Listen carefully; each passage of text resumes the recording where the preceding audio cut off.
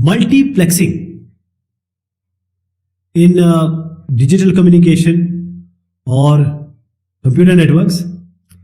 What happens that it costs same amount of money even if you want to install and maintain the high bandwidth transmission line or a low bandwidth transmission line, because the cost come from you are actually digging a trench, so the amount is same almost. That is how when you have a line being laid, multiples or multiplexing schemes, these were developed to share lines among many signals. That is, what you have laid once, may it be possible to send the data by multiplexing and sharing the lines. So we will see the multiplexing because we are talking about a single physical line. How to multiplex? There are multiple ways.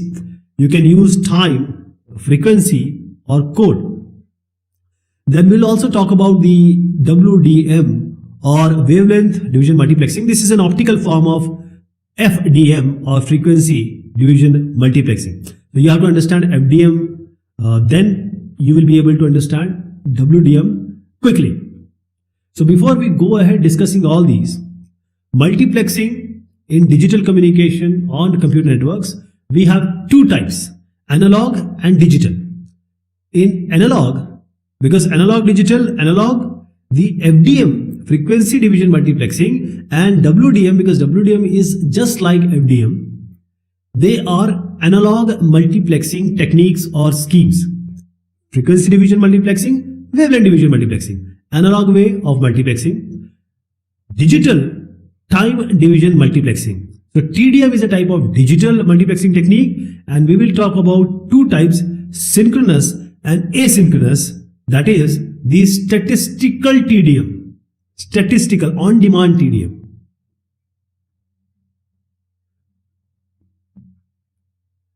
FDM or frequency division multiplexing.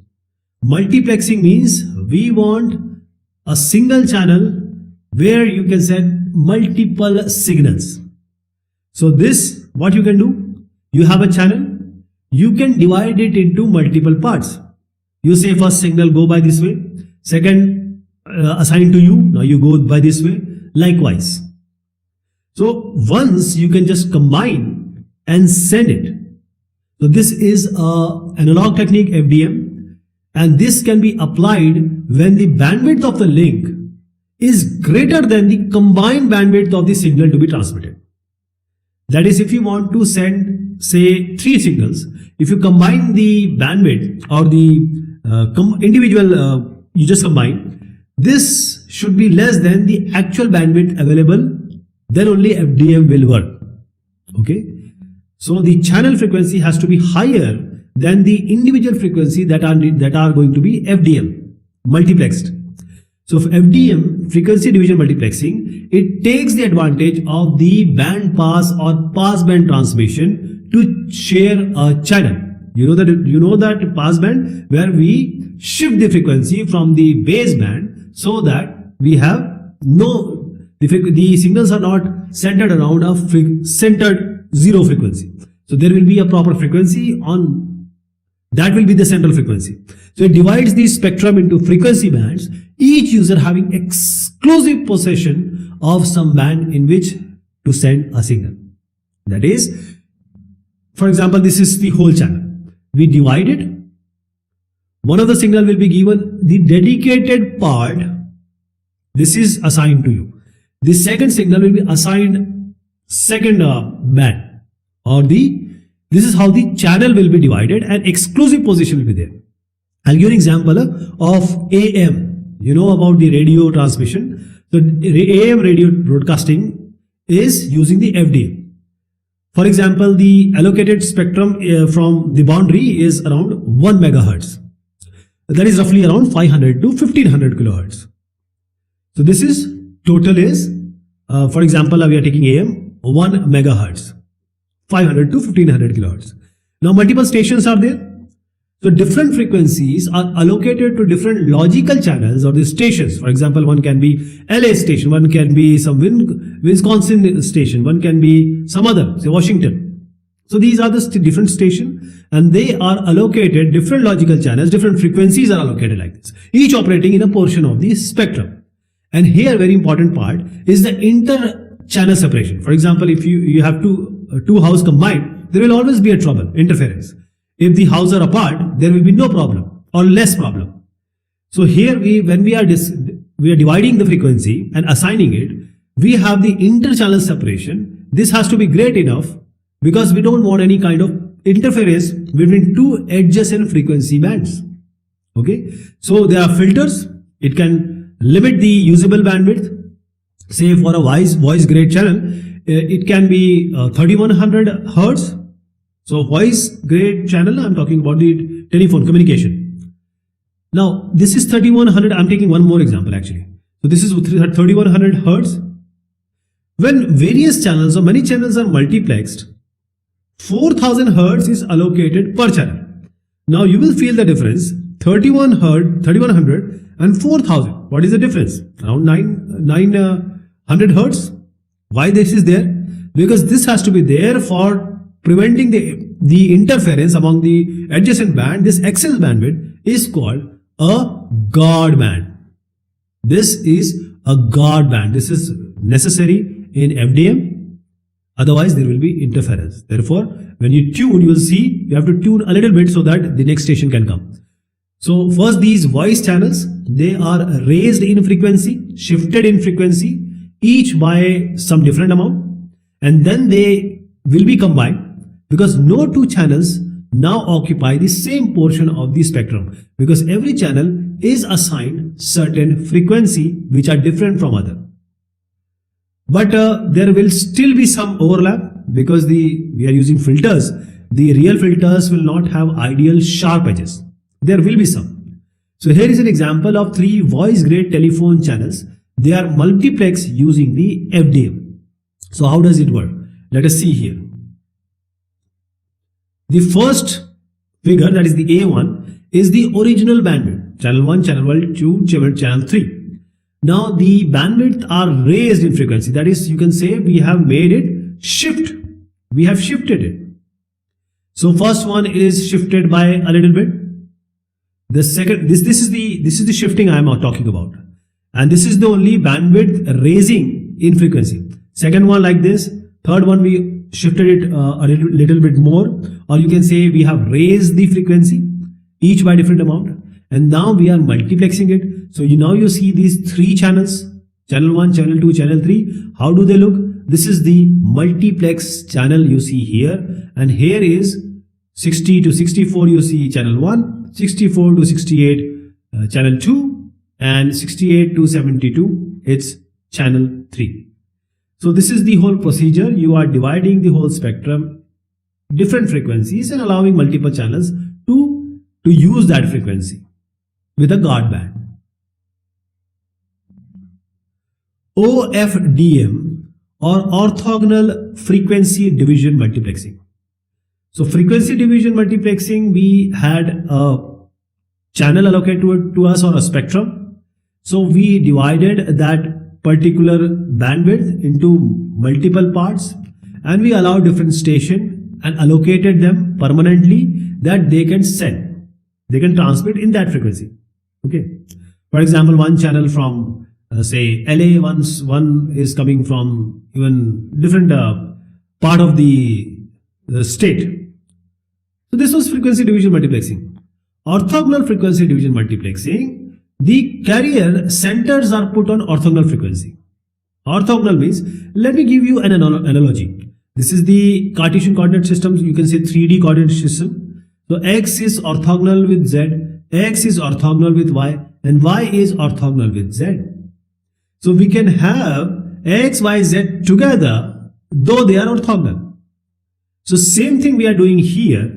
We are taking multiple frequencies and we are arranging them in a way so that they are orthogonal, perpendicular, or not interfering with each other. But still, we have pressed those frequencies so that they exist together, right? So just assume that we have, just say that you have two hands, and then there are frequencies in between, 3 or 4, and then you just press it, bring your hand together. This is how you do it. So the peak of the first, wherever there is a peak of first, there will be 0 for others. The peak of the second, there will be 0 for others. That is, the other frequencies will not be interfering with the frequencies in as a subject or in question. Okay? So the peak of each signal will coincide with the 0 crossing of all other signals. That is how we achieve the orthogonality. So carrier centers are put on orthogonal frequency. The subcarriers are spaced by 1 by t, that is the delta f frequency, or you can say frequency is again 1 by t. So if you see here, this is a green signal, and you just see about blue and red. Where are they? When the green is peaking, the red and blue, they are 0. When the red is peaking, the other two are 0. So when sending the digital data, it is possible to divide the spectrum efficiently without the guard band, because in FDM, or frequency division multiplexing, we have to give some part to the guard band, and that is the wastage of that particular frequency being allocated. So here we are dividing the spectrum efficiently. In OFDM, orthogonal frequency division multiplexing, the channel bandwidth is divided into many subcarriers. You see different colors here, that independently send data. For example, you have already seen in quadrature amplitude modulation. This is how it is done. So let me tell you again, the orthogonality is the key. One signal, other will be orthogonal to it. So the subcarriers are packed tightly together, as I just said, in the frequency domain. We just imagine about pushing all these together. So these signals, or the signal from each subcarrier, extend into adjacent ones. That is the one frequency, you can say one wave, the other will be properly, will be contributing, or will be in figure, you will see they are crossing each other. So the frequency response of each subcarrier is designed so that the 0 at the center of the adjacent subcarrier, other will be at 0 and one will be peaking. So the subcarriers can therefore be sampled at their central frequencies, because others are not interfering, the neighbors are not interfering. But still we need to have a guard time. I am not saying the guard bands will be there, but a guard time is surely needed to repeat the portion of the symbol signals in time, so that they have the desired, required frequency response. Because now these are packed together, and this OFDM, we are using 4G, it is used there. So OFDM is used in 802.11. This is the wireless LAN standard, cable networks, power line networking, and the 4G, 4th generation cellular system, OFDM. TDM, or time division multiplexing. Just assume there are 4 people in a room. Everyone is assigned 15 minutes. You have 60 minutes or 1 hour. Everyone is allowed to speak for 15 minutes. When one is speaking, the other has to be quiet. Time division multiplexing is like this. The time is permanently allocated to different station, and that time only one station will be transmitting, and this goes in the round robin fashion. That is, one time one station will be using all the frequency band to transmit, and next time the second station will send, others will not. So user will take turns in a round robin fashion, each one periodically getting the whole bandwidth, entire spectrum for a certain time interval. So bits from each input stream are taken in a fixed time slot, that is fixed, and output to the aggregate stream.